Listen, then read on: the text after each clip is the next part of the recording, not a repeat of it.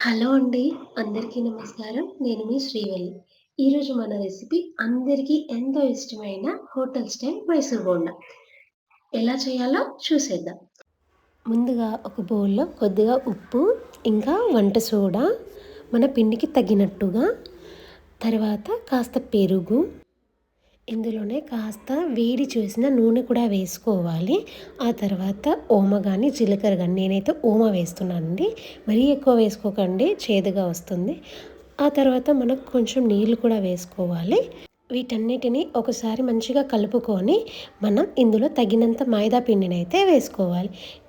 ఈ మైదా పిండిని మనం వీడియోలో చూపిస్తున్నట్టుగా మరీ ఎక్కువగా ఇలా గిలకొడుతూ మంచిగా కలుపుకోవాలి. ఎంత మనం ఎక్కువ మిక్స్ చేస్తే అంత ఫ్లఫీగా, క్రిస్పీగా మనకి బోండాలైతే వస్తాయి.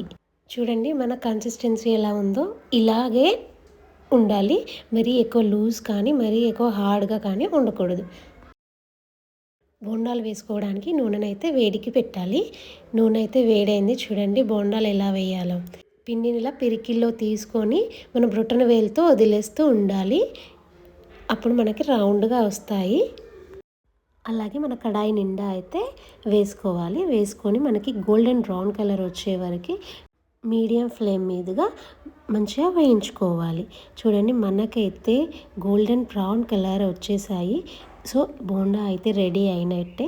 మనకి క్రిస్పీగా నోరూరించి హోటల్ స్టైల్ మైసూర్ బోండా అయితే రెడీ అయిపోయింది. మీకు కూడా మైసూర్ బోండా అంటే ఇష్టమైతే వెంటనే నా ప్రాసెస్ని ఫాలో అయిపోయి ట్రై చేయండి. నచ్చితే నా ఛానల్ని సబ్స్క్రైబ్ చేయండి.